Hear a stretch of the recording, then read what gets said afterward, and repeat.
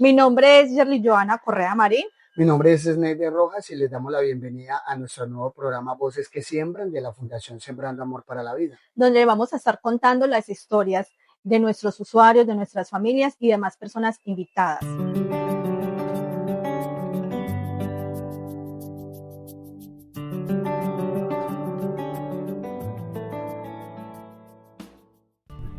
Bueno, en este primer episodio vamos a contar nuestras historias. Vamos a iniciar con Sneider. Sneider, bueno, cuéntanos un poco de tu experiencia propia dentro del consumo de sustancias psicoactivas.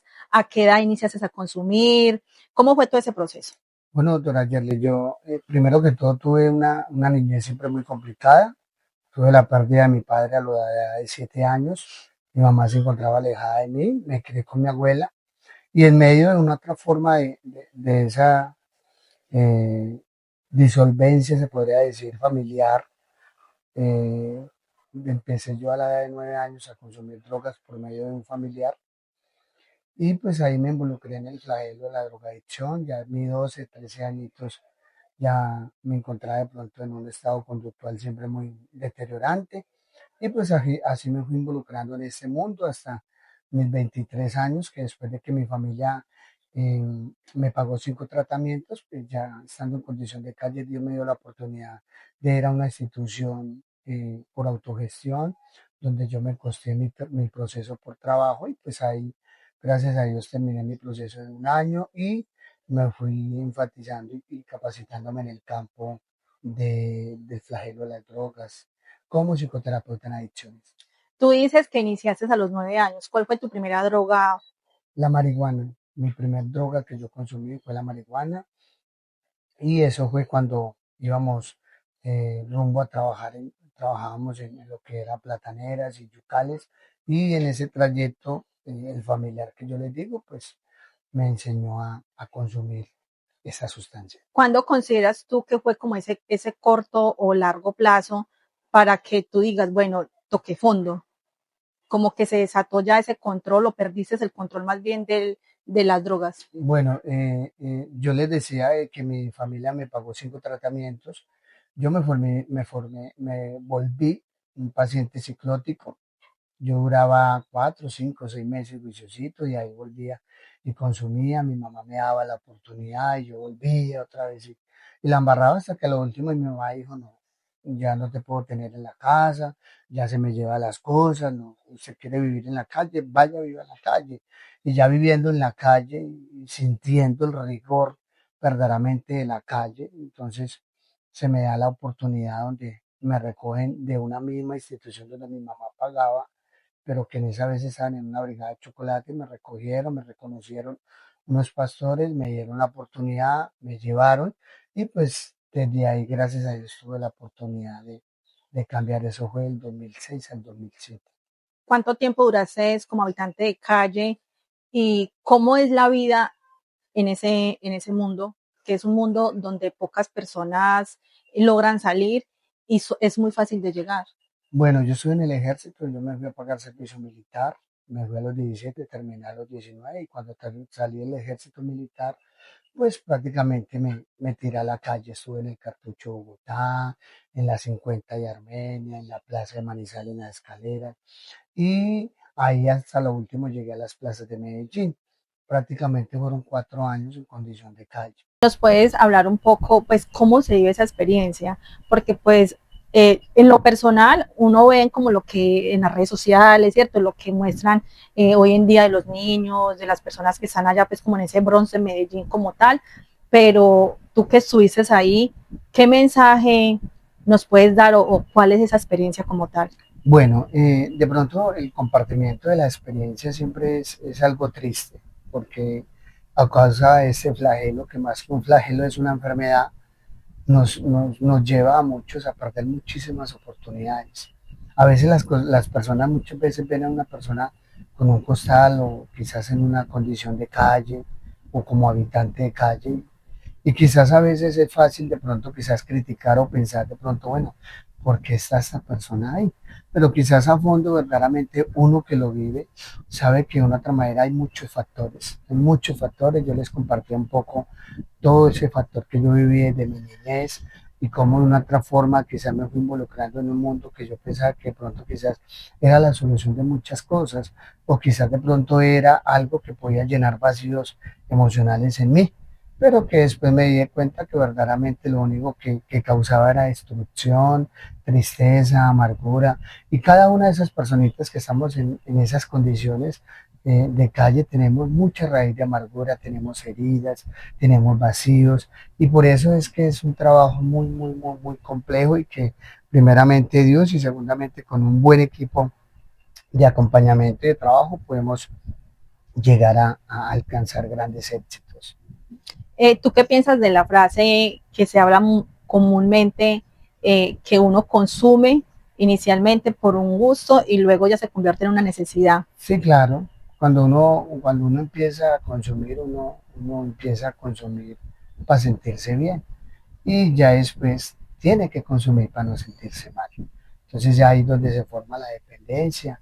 Por ejemplo, yo estando en mi condición de calle, yo reciclaba y yo con hambre y todo, yo prefería primero saciar mi ansiedad y suplir de pronto mi dosis que de pronto Alimentarte. alimentarme. ¿Sí? Eso me llevó a tener una enfermedad que era gastritis crónica y tuve una bacteria en el estómago que se me absorbía el líquido que le ayuda a uno a ingerir los alimentos, eso se llama el líquido gástrico. Y me tuvieron que hacer un lavado, cuando estuve en mi proceso ya como 8 o 9 meses, me tuvieron que hacer un lavado intestinal donde me lavaron y pues me pudieron de una otra manera encontrar un mejoramiento en esta situación. Es que de hecho pues el consumo no solamente afecta la capacidad mental, emocional, laboral, familiar, sino también la física, ¿cierto? Porque Claro pues que hay sí. un deterioro físico y que genera también diferentes patologías médicas. Snyder, bueno, esa historia es bastante fuerte, ¿cierto? Es Sí. bastante fuerte y qué bueno hoy verte acá liderando este proceso, ambos, ¿cierto? Sí. Ambos liderando este proceso tan bonito como es la Fundación Sembrando Amor para la Vida. Pero también quisiera que nos comentaras, o sea, ¿por qué los niños hoy en día y las niñas, porque ya eso es un flagelo que está muy, o sea, ya no es tanto los hombres como anteriormente, sino también ya las mujeres, eh, ¿por qué sucede, está sucediendo tanto? ¿Por qué sucede? Aparte pues de tu experiencia, que nos cuentas de tus temas familiar, ¿qué otras cosas pueden llevar a los niños a consumir? Bueno, doctora Yerli, yo digo que estamos en una generación, en una etapa siempre muy complicada, donde quizás hay muchísimos factores que en el momento dan la facilidad o facilitan la oportunidad para que los chicos se incluyan más en este flagelo. Hay más sustancias, hay más drogas, las sustancias ya son más adictivas, ¿cierto? Hay quizás de una otra forma muchas descompensaciones a nivel familiar, en papá, mamá. Entonces, yo creo que estamos viviendo una etapa muy, muy, muy complicada. Y ya que de pronto nosotros estamos en este proyecto, vemos como todos los días llaman mamás, llaman papás, sale una personita, sale otra, chicos de 12 años, 13 años, 14 años, y esto cada día se pone más difícil y más complicado porque de una u otra manera el flagelo de la drogadicción se ha venido convirtiendo como en una moda donde las personas quieren alcanzar quizás el nivel de los del barrio, que quizás de pronto muchos me dicen que es la solución de los problemas, etcétera, etcétera. Y también de una otra manera se ha venido incluyendo en muchos sectores a nivel social, en los colegios, en los trabajos. Entonces todo se ha venido como facilitando en esos aspectos, pero más que todo de una otra manera, yo digo que es como la parte de una otra forma de la formación que se ha venido incluyendo en los niños desde pequeños. Me surge una curiosidad, Neider. Cuando tú iniciaste a los 9 años, bueno, ¿te quedó gustando? ¿Qué te generó ese primer consumo? Pongámosle, sí, pongamos la primera vez y me quedó gustando. La verdad, eso que fue un solo plon, yo pues consumiendo marihuana, pero me gustó el efecto porque me hacía ver las cosas diferentes, las matas de plátano grandes, el machete gigante, etcétera, etcétera, y me quedó gustando el efecto. Igualmente yo siempre esperaba que esta personita me diera, pues no tenía, sentía desespero de adquirirla, de conseguirla, pero ya después, ya mis 11 12 años, ya sí veía el desespero de hacerlo y O sea, ya. que más o menos a esa edad de los 12 años consideras que ahí fue donde se desató, Sí, claro. que ya no tenías el control. No, ya no tenía el control, ya me metía a cosas, a propiedades ajenas, yo me volví clotómano y eso, entonces ya vinieron muchos factores y eso que me acarrearon muchísimos problemas. ¿Y cuando llegó el punto en el que tú dijiste que tú te vistes como en la calle? ¿Tú pensaste en algún momento que ese consumo de 9 años iba a durar 4 años como habitante de calle? No, pongámosle, yo cuando inicio este flagelo, pues el familiar que a mí me enseñó era una persona que trabajaba y todo, y yo veía que su vida social era normal. Quizás de pronto yo llegaba a pensar que igualmente yo también lo podía hacer, pero lo que no me esperaba era que de pronto esto me fuera a llevar a la condición donde yo llegué. Y a veces las personas no entienden de pronto uno cómo vive. Y no crea, doctora, yo había días que con plata, con droga, consumido, y me sentía vacío, lloraba de tristeza, de depresión, me daban ganas de muchas veces de no vivir, porque era un estado siempre muy crónico, muy crítico, pero que de una otra forma eso me llevaba muchas veces de ofensa o ofendido de pronto a seguir consumiendo, ya que una sobredosis me diera pues fin de pronto como a mi estilo de vida. Pero pues gracias al Señor tuve la oportunidad y yo le digo que no fue fácil porque cuando me dieron la oportunidad, la opción que me dieron, bueno, vámonos para allá, se queda 8 o 10 días y a los 10 días se viene, si se quiere venir y yo dije, ah, no, eso está muy bueno, no, ¿Usted pues qué aquí, dijo? Me voy a no, descansar. claro, yo no voy a descansar, voy a comer porque eso allá le daban uno, dos, tres platados de comida y a los días me vengo, lo que yo no esperaba era que cuando yo iba a pedir puerta para irme, pues me iban a encerrar en un cuarto y me iban a ayudar como a poder trascender el síndrome de Que abstinencia, es lo más difícil. que es lo más difícil. Yo me ¿Cierto? daba cabezazos contra las paredes, trataba, insultaba a todo lo que era el grupo clínico, las personas que me ayudaban, pero era mi estado de crisis. Ya cuando pasaba esa crisis, yo que se sentaba mi líder Mario Gómez, se sentaba y yo no quería comer, botaba la comida y ya cuando yo ya estaba desgastado en todos los aspectos, físicamente, emocionalmente, porque yo veía que ya no podía, él se sentaba y me decía, ¿cómo estás? Bien, ven, coma, y yo ya comía, me tranquilizaba, ya era más cabal en mi forma de pensar y yo le decía a él que no me dejara ir. Yo le decía, enciérrame si me tienes que encerrar, si me tienes que amarrar, pero no me dejes ir, yo no quiero seguir viviendo en la calle. Y él lo hizo así como dos, tres veces, gracias a Dios Fuiste fui generando generando, conciencia, fui ¿cierto? A generando medida, pero eso también conciencia. fue por la retención que ellos Sí, te hicieron. claro, claro, claro, ¿Tú qué claro. piensas entonces acá de las madres? Porque tú hablas de que tu mamá hubo un momento en que ya te cerró las puertas del hogar, ¿cierto? Y esto ha sucedido con muchas mamás hoy en día y que eso no las hace malas porque llega a un punto donde la persona que está consumiendo sobrepasa los límites, ¿cierto? Y se convierte también en un riesgo para la familia. ¿Qué puedes hablar frente a este tema? Bueno, de pronto referente al aspecto de las mamás, eh, las mamás a veces, las mamás tienen un amor especial por uno, más cuando nosotros somos como se dice de pronto y como la familia lo determina muchas veces como la ovejita negra, ellas tienen una inclinación afectiva hacia uno, Y de protección. y de protección y todo, y eso porque mi mamá no consentía nada conmigo, mi mamá se hacía pan de bono, mi mamá vendía eso cuando eso existía Amway Colombia, productos, esa mujer hacía de todo para pagar el aporte que pagaba y eso, pero ya las 5 veces de hacerla ya se cansó y dijo, no, eso hay que buscar otra solución. Yo no sé a qué psicólogo la cogió a ella, no sé, pero ella de repente cambió, quizás de pronto sería el sufrimiento, las embarradas, no sé, no sé. De todas maneras, ella lo último que hizo fue, mijo, empaque su ropita, mijo, se va, o le mando, le trae la policía. Yo, ¿cómo así, mamá? ¿Me vas a echar a la calle? Sí, mijo, yo no voy a tirarme al abismo con usted, qué pena me da. Yo, ¿me vas a...? Y yo ahí de pronto en mi grado de manipulación le decía que ella era una mala mamá, que ella no me... Mejor dicho, ni para qué le digo. Pero Hiciste el show. sí, hice el show y ella me mandó a poner que no me podía acercar a cierta distancia de la casa y yo le decía que ella era una mala mamá y bueno, pero hoy en día le doy gracias a ella porque la decisión de ella no quiere decir, mamá, que de pronto tú también lo tengas que hacer, no, pero sí hay que ponerle límite porque drogadito con techo y comida es drogadito para toda la vida. Y si verdaderamente una mamá quiere verlo a uno, verdaderamente superándose y verdaderamente siendo otra persona, a veces hay que tomar decisiones muy radicales y muy difíciles.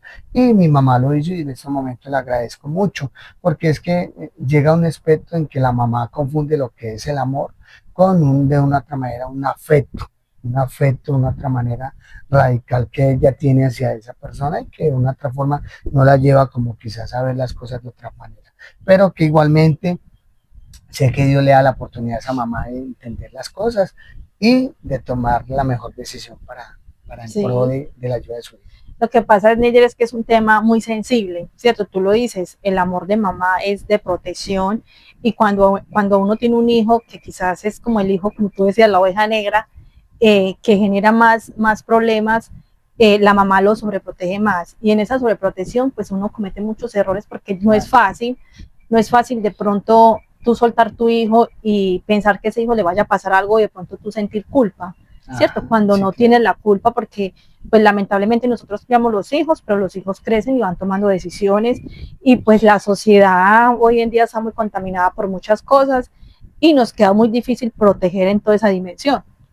Pero Eso es bueno, verdad. eso es lo más importante, que hoy estamos acá para hablarles de esta historia, que es una historia de superación porque no muchos salen o logran salir del consumo de sustancias psicoactivas porque es de valientes de verdad hacerlo y sostenerse, porque lo difícil es eso, sostenerse en Sí, el tiempo. sí, claro, doctora. Y yo a veces le digo a los chicos, yo a veces les hago la pregunta y le digo, bueno, ¿por qué nosotros consumíamos drogas?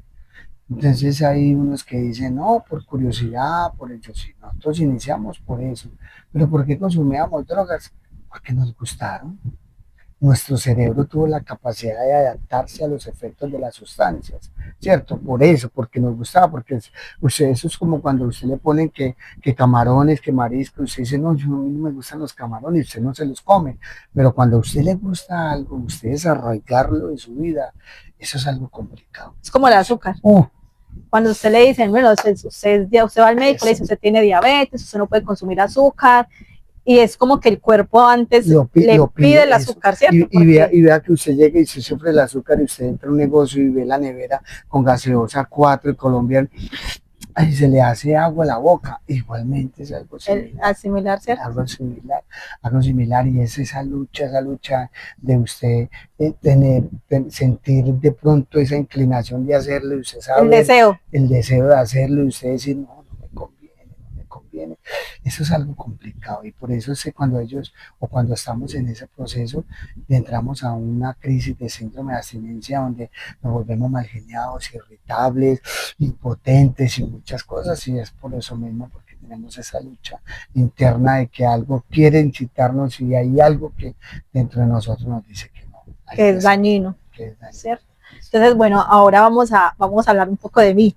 Vamos a hablar un poco de mí y bueno, de cómo se fusiona la historia de Snyder desde su realidad y cómo logra de pronto este proyecto desarrollarse también por una experiencia no propia, pero sí muy cercana con un familiar, porque realmente yo pienso que todos los proyectos en su mayoría nacen de algo, ¿cierto? Nacen, sean de experiencias, de vivencias, de algo que nos gusta, pero nacen.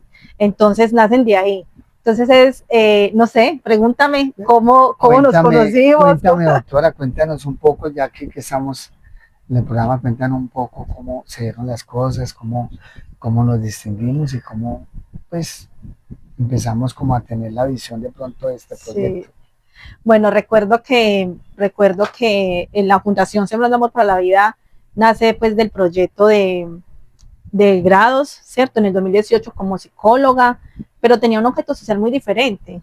El objeto social, porque a mí siempre me ha gustado mucho el trabajo con las personas adultas mayores, porque siento que también son personas que llegan a una etapa de vulnerabilidad, ¿cierto? Donde ya son personas que pasan a ser de pronto un obstáculo para sus familiares, entonces el proyecto se había creado como que, bueno, un internamiento para esas personas. A raíz de que el consumo de sustancias psicoactivas llega a la vida de nosotros, de nuestra familia, porque no necesariamente tiene que ser que uno lo viva, sino también cuando hay un familiar, yo pienso que toda la familia se sumerge ahí, o sea, toda la familia está ahí involucrada automáticamente, así uno no quiera, uno se involucra porque es ver a su hermana triste, es ver, bueno, muchos factores ahí. Lamentablemente, pues mi sobrino de 16 años, Steven Vélez Correa, que lo recordamos con muchísimo amor, falleció pues como con el tema del consumo de sustancias psicoactivas.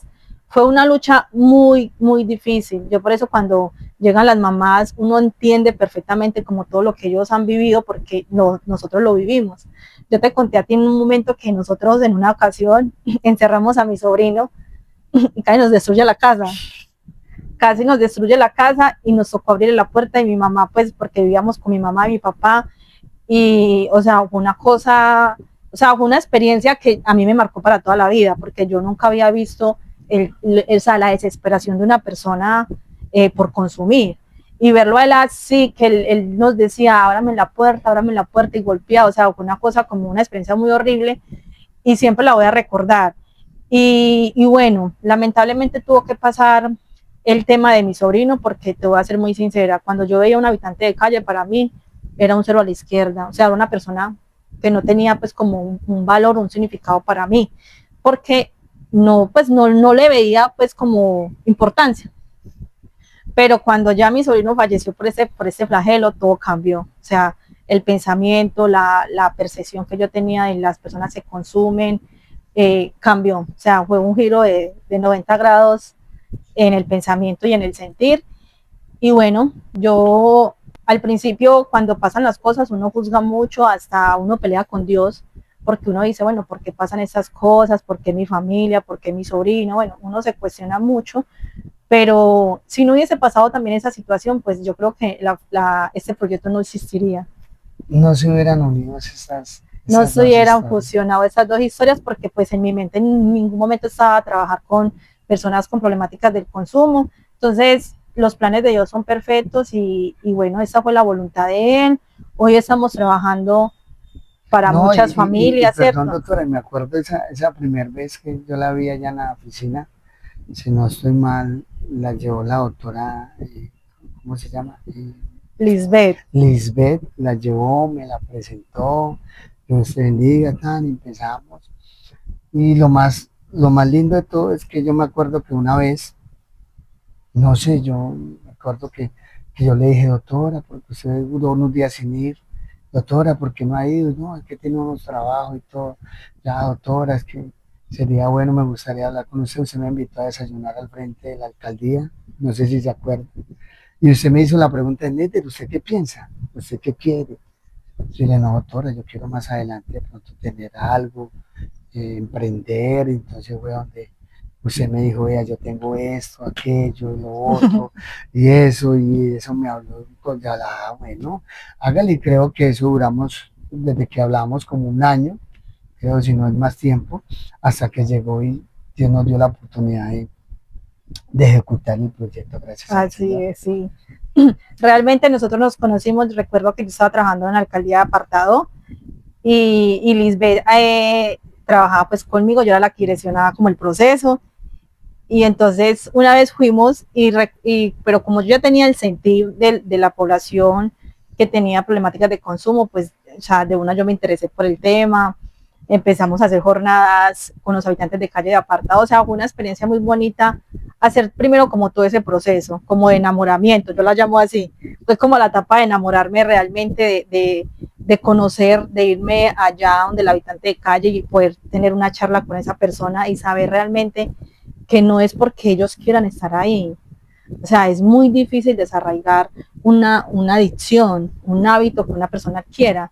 Entonces es por eso que yo digo que nosotros hay veces tenemos que vivir cosas para poder tener ese sentir. Es Y que el que lo mire, vive es el que lo siente. es que mire que son dos historias diferentes, pero impactadas por el mismo Por flagelo, el mismo flagelo. tanto usted por su sobrino como yo en mi vida personal.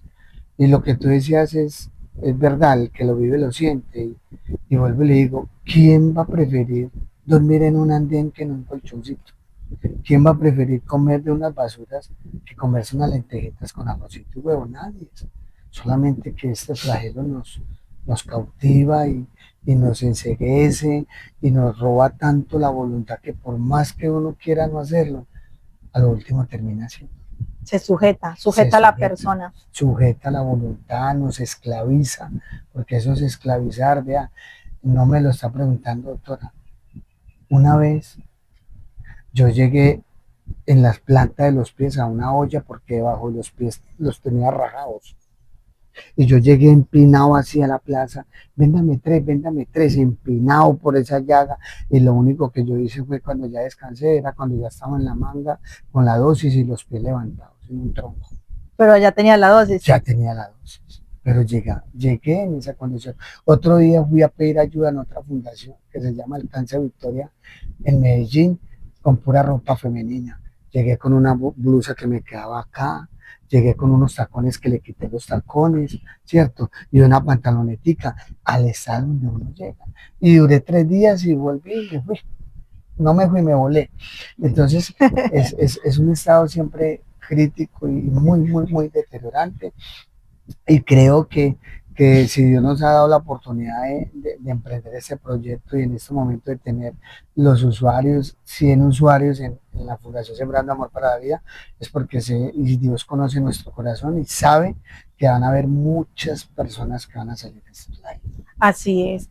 Y bueno, qué importante también dejar un mensaje claro que ingresar al consumo es muy fácil, pero salir es muy complejo. Entonces el mensaje acá contundente es que por favor tratemos de no llegar a ese punto, ¿cierto? Porque lo que inicia con control termina llevándolo a una situación de habitante de calle. Sí, o quizás hasta peor, porque también recordemos que las drogas hoy en día están generando descomposición mental, está permitiendo que los jóvenes ingresen a un tema de psicosis, de trastornos mentales.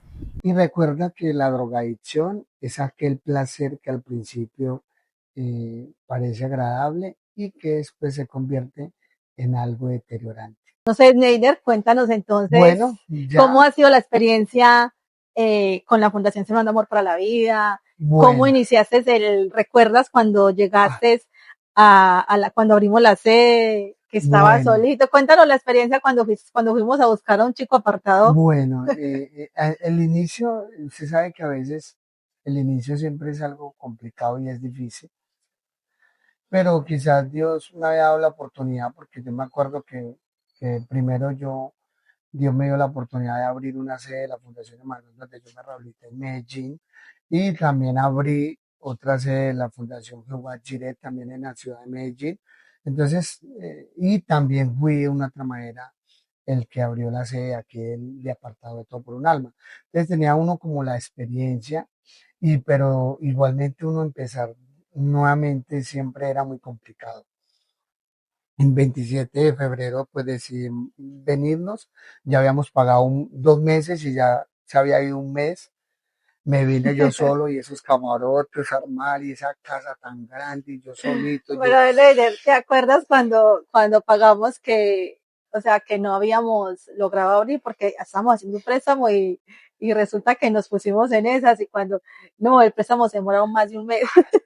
Y pagamos y se fue ese mes y esa casa desocupada, hasta que gracias a Dios se dio la oportunidad. Entonces ya el 27 de febrero decidí yo venirme para la sede y yo en esa casa tan grande, yo cogía desde la sala hasta el patio porque era una casa grande y le oraba al Señor, yo Señor, ayúdanos. Y yo veía la casa y yo solo porque había una personita que me iba a ir a ayudar, un líder, pero había recaído, uy, pero bueno, iniciamos yo siempre con la fe intacta de que Dios nos iba a ayudar y empezamos y eso, como a los 8 o 10 días me tiré yo por un chico apartado, lo traje en la buseta, eso casi no me lo dejan montar porque eso estaba descalzo, oliendo, mejor dicho, a todo. Y yo, hermano, colabore, mi hermano, que vea que el hombre lo voy a llevar para una fundación y bueno, me lo traje. Tuvo como 8 o 10 días, yo le hacía el desayuno, el almuerzo, la comida, le cocinaba porque tenía unas llagas en los pies. Entonces yo no lo dejaba hacer nada, yo siéntate y eso.